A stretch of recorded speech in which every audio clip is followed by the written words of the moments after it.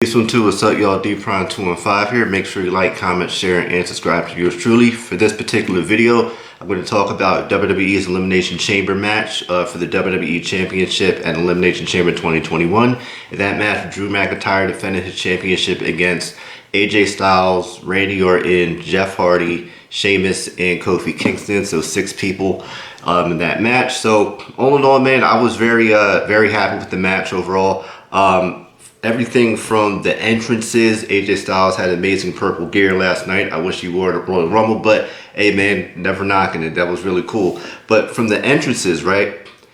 One thing that every wrestler did in one way or another, they all kind of played mind games with each other. When they walked in and they got into their respective pods, you know, they would bang on the pods. They would make like certain facial expressions or taunts at each other. I thought that was a really good element of like that psychological warfare that they were playing. Kofi Kingston, you know, the beloved, he made some arguable, pause-worthy comments towards Randy Orton. You know, I love Kofi Kingston. I was just like, yo, that was like a Boondocks episode right there. But anyway, for the particular match itself, I feel like it was just paced really well throughout. Sometimes Elimination Chamber matches can be boring or just have like ridiculous spots for no reason. I feel like everything was just paced very evenly throughout the whole match. It was around like a half hour or so.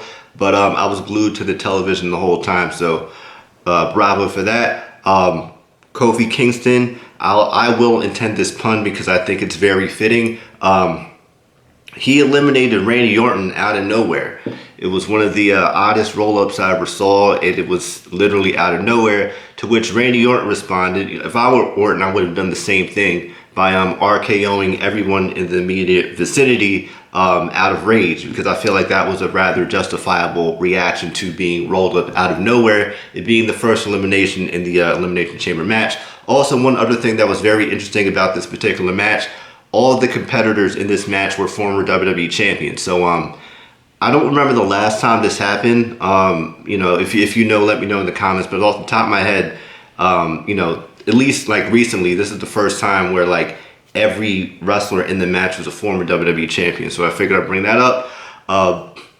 Other eliminations, it was cool to see Jeff Hardy like get his thing going. You know, it was unfortunate after his Swanton bomb that he was swiftly eliminated by Sheamus.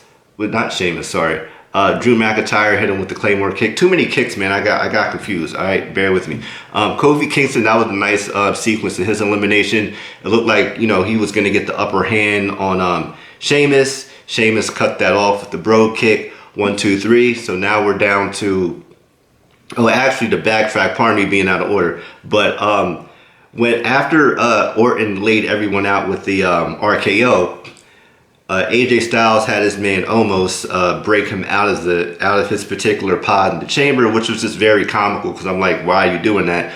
He goes around to the entrance to get into the actual chamber itself, has a stare down with Orton. He goes in and he tries to pin everyone and everyone kicks out. So that was a bit of a letdown. I thought AJ was going to get like 3 eliminations right there, but it didn't work that way. All good, right? So where are we at now? So now we're down to the final 3. AJ Styles gets a phenomenal forearm in on Sheamus for the 3 count. Also, before that happened, AJ Styles did some moves that I haven't seen him do in a long time. He hit like a springboard senton.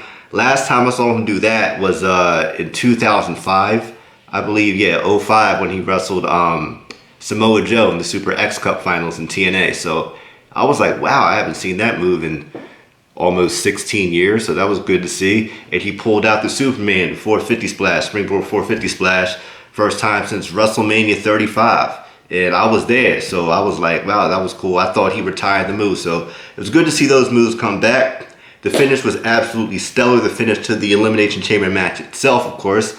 AJ Styles went for a phenomenal forearm on Drew McIntyre, and McIntyre hit this dude with one of the coolest Claymore kicks I ever saw in my life. From every angle it just looked so flawless, the way it was done, everything. So bravo to Drew McIntyre retaining, which is what I predicted. I didn't upload the video because, you know, cards subject to change and people got removed from the match. I didn't feel like redoing it, so I didn't upload the prediction video. But anyway, the match was good. Unfortunately, at the end, elephant in the room, this is not personal because none of these people know I exist and nothing like that, but The Miz became WWE Champion by cashing in his briefcase on Drew McIntyre, which I felt like it made a lot of sense to do, because why would you not do that given the situation? So I'm not mad at The Miz for that. I just prefer The Miz had been like maybe taking the belt from someone else, or around the time like with, what was it, Backlash 2018. Like around that time, Miz was like really killing it with like his in-ring work, man. I really think Miz was on the roll back then. As of late, he's kind of been all over the place, so I'm just like, I kind of get it, but I'm not really sure if he made the most sense to dethrone McIntyre for it. And also something that's interesting about that, like before The Miz cashed in, there was some sort of conversation he had with MVP behind the scenes, backstage, if you will. And there were no mics on it, so we don't know exactly what was said. But you also got to think, you know, Lashley, he lost his belt, the United States Championship, earlier that night.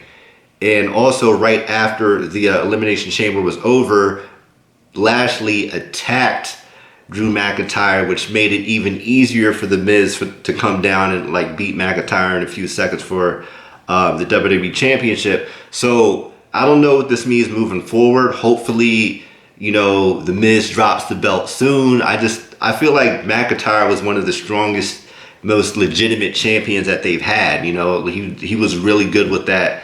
I felt like they could have done a lot more with McIntyre.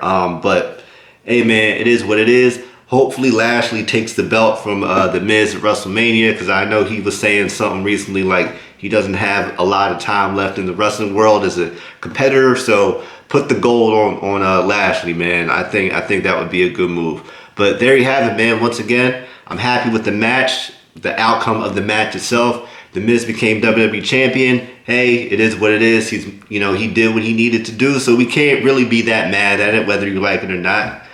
Hey, like, I can't hate too much, but hate's a strong word. But there you have it, man. Lashley, take the belt from him, please. Make sure you like, comment, share, and subscribe to yours truly, D-Prime215. Let me know what you think in the comments. Till next time, peace.